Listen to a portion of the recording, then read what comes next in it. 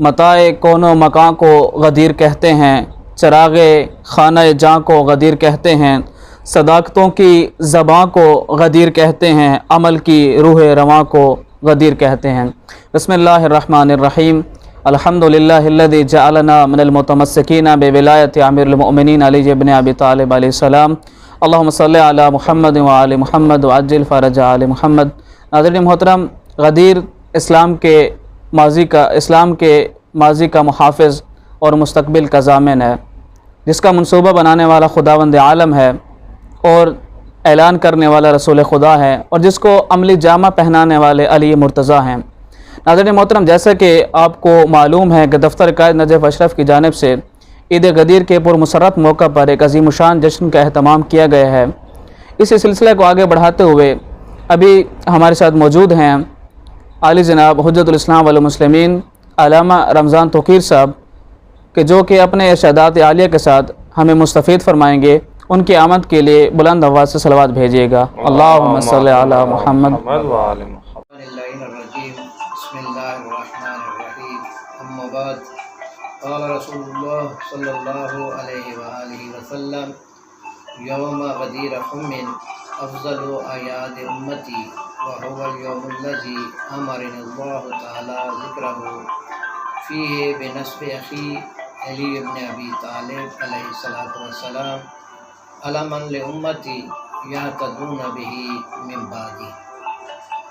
منجی بشریت حضرت رسالت مآب ختم المرسلین ارشاد فرما رہے ہیں کہ غدیر خم یعنی 18 ذی الحج کا دن میری امت کی بافضیلت ترین عید ہے، اور یہ وہی دن ہے کہ جس دن اللہ تعالیٰ نے مجھے اپنی امت کے لیے اپنے بھائی علی ابن ابی طالب کو علم کے طور پر منسوب کرنے کا حکم دیا، کہ جس کے ذریعے سے یہ لوگ میرے بعد ہدایت حاصل کریں۔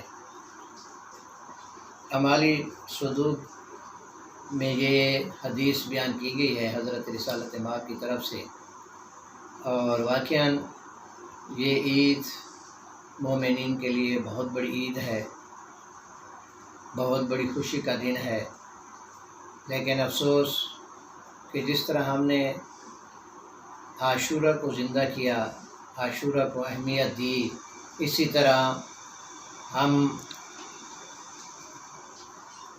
طرح ہم اگر غدیر کو اہمیت دیتے، غدیر کے لیے اسی طرح کام کرتے، تو آج یہ مشکلات جو ہیں یہ شاید سامنے نہ آتی۔ غدیر خم ایک بہت بڑا عظیم واقعہ ہے، اور جس کے لیے ختم مرتبت حضرت رسالت مآب کو خداوند قدوس نے نہایت ہی تنبیہانہ انداز میں ارشاد فرمایا: یا ایھا الرسول بلغ ما انزل الیک من ربک فإن لم تفعل فما بلغت رسالتہ۔ اگر آپ نے یہ کام نہ کیا تو رسالت کا کوئی کام بھی آپ نے نہیں کیا۔ پھر تسلی دی حضرت رسالت مآب کو کہ اللہ تعالیٰ آپ کو لوگوں کے شر سے محفوظ رکھے گا۔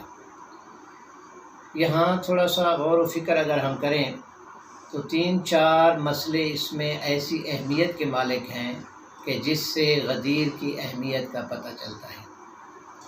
ایک یہ کہ 3 مرتبہ حضرت جبرائیل پیغام لے کے آئے اللہ تعالیٰ کی طرف سے کہ یہ پیغام حتماً پہنچانا ہے، یہ ضرور پہنچائیں گے، اور اگر لوگوں نے کوئی شرارت کی، لوگوں نے کوئی فساد کیا، تو اللہ تعالیٰ وعدہ فرما رہا ہے، ضمانت دے رہا ہے کہ میں ان کے شر سے آپ کو محفوظ رکھوں گا۔ ایک مخصوص مقام پہ جاتے ہوئے لوگوں کو واپس بلانا، شمال و جنوب سے لوگوں کو اکٹھا کرنا، اور لوگوں کو ساروں کو جمع کر کے ایک طویل خطبہ دیا حضرت رسالت مآب نے، اپنے احسانات جلوائے۔ کبھی بھی احسانات کا ذکر نہیں کیا تھا، لیکن خطبہ غدیر میں حضرت رسالت مآب نے تبلیغ کی، بہت بڑا طویل خطبہ دیا اور لوگوں کو سمجھایا کہ کیا میں نے آپ تک دین نہیں پہنچایا، کیا میں نے آپ کو نماز نہیں سکھائی، روزہ نہیں سکھایا، اپنے احسانات جتلائے۔ اور پھر فرمایا کہ کیا میں آپ کو آپ کے نفسوں سے اولا محسوس ہوتا ہوں، اپنے نفسوں سے مجھے زیادہ، یعنی اپنے آپ سے زیادہ آپ مجھے مالک سمجھتے ہیں؟ لوگوں نے کہا جی یا رسول اللہ، آپ ہم سے ہمارے مالک ہیں، ہمارے مولا ہیں، ہمارے حاکم ہیں۔ تو ایک طویل خطبے کے بعد، واعظ و نصیحت کے بعد، حضرت رسالت کا یہ فرمانا کہ من کنت مولاه فہذا علی المولا، کہ جس کا میں مولا ہوں، میں حاکم ہوں، میں سردار ہوں، اس کا یہ میرا بھائی علی مولا ہے۔ اور پھر نسبت دی کہ علی کی نسبت میرے ساتھ ایسے ہے جیسے ہارون کی موسیٰ کے ساتھ تھی، البتہ فرق یہ ہے کہ میرے بعد کوئی نبی نہیں آئے گا۔ تو اس مقام پہ ایک تو ختم نبوت کا اعلان کیا حضرت رسالت مآب نے کہ میرے بعد نبوت ختم، میرا وصی، میرا جانشین، میرا خلیفہ، میرا ولی یہ میرا بھائی علی ہوگا، اور اس کی آپ نے اطاعت کرنی ہے۔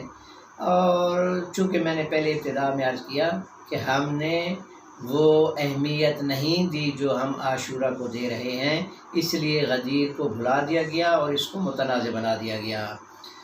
اب حیرانگی کی بات ہے کہ اتنی گرمی کے موسم میں، اتنی مشکل وقت میں جاتے ہوئے لوگوں کو واپس بلانا، لوگوں کو اکٹھا کرنا، اور ایک طویل خطبے کے بعد صرف حضرت رسالت مآب کا یہی مقصد تھا کہ جس کا میں دوست ہوں اس کا علی دوست ہے۔ یہ ایک حیرانگی کی بات ہے اور ایک بالکل جہالت والی بات ہے کہ حضرت رسالت مآب نے صرف اپنا دوست بنوانے کے لیے اور دوست بتانے کے لیے اتنے لوگوں کو اکٹھا کیا اور اتنا خطبہ دیا گیا تھا۔ پھر پلانوں کا ممبر بنانا، یہ بھی ایک فلسفہ ہے کہ لوگوں کے ذہن میں یہ یاد رہے کہ فلاں مقام پہ فلاں واقعے کے لیے حضرت رسالت مآب نے پلانوں کو اکٹھا کیا تھا۔ پھر دوسری بات یہ ہے کہ حضرت رسالت مآب اس سے پہلے بھی حضرت رسالت مآب کو خداوند قدوس کی طرف سے پیغام آتے رہے، مختلف انداز میں خداوند قدوس کے ذریعے حضرت رسالت مآب نے اپنے بھائی علی کی ولایت کا اعلان کیا۔ جو سمجھدار لوگ تھے وہ تو حدیث طاہر سے بھی مان گئے تھے، بارز الایمان کلہ الی الکفر کلہ کے فرمان سے بھی مان گئے تھے۔ یہ اس قسم کے جو فرمان تھے وہ تو مان گئے تھے، لیکن یہ اعلان ایک عام سادہ سے آدمی کے لیے ہے کہ اتنے لوگوں کو اکٹھا کرنا، تبلیغ کرنا، لمبا چوڑا خطبہ دینا اور صراحتاً اعلان کرنا کہ میرے بعد تمہارا حاکم، تمہارا سردار، تمہارا ولی میرا بھائی علی ابن ابی طالب ہے۔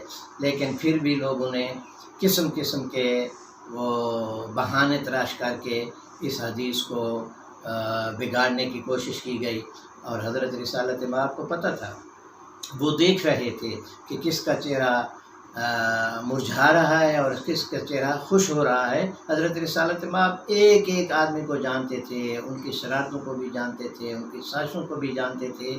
یہ تو اللہ تعالیٰ کا سختی سے حکم تھا، اس لیے حضرت رسالت مآب نے یہ اعلان کر دیا، اور خم غدیر پہ من کنت مولاه فہذا علی المولا کا اعلان کر کے حضرت رسالت مآب کی امامت کا اور اپنی ختم نبوت کا اعلان کیا۔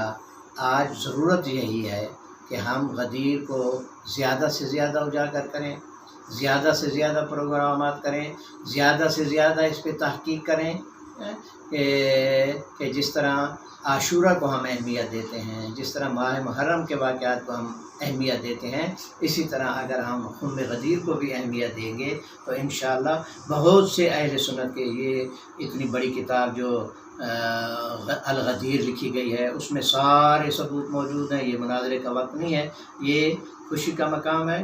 دعا ہے خداوند عالم ہمیں غدیری بننے کی توفیق عطا کرے، غدیر کو سمجھنے، غدیر کے معلومات حاصل کرنے اور غدیر کے حقیقی فلسفے کو اپنانے کی اللہ تعالی ہم سب کو توفیق عطا کرے۔ اللہ تعالی میرے ان عزیز بھائیوں کو بھی زیادہ سے زیادہ توفیق دے کہ اس قسم کے پروگرامات، اس قسم کے پیغامات جو آن لائن یہ سلسلہ کر رہے ہیں کہ مختلف موضوعات پہ اس قسم کے پروگرام آئندہ بھی ہونے چاہیے۔ اللہ ہمارا حامی و ناصر ہو۔ عید سعید غدیر مبارک۔ والسلام علیکم ورحمۃ اللہ وبرکاتہ۔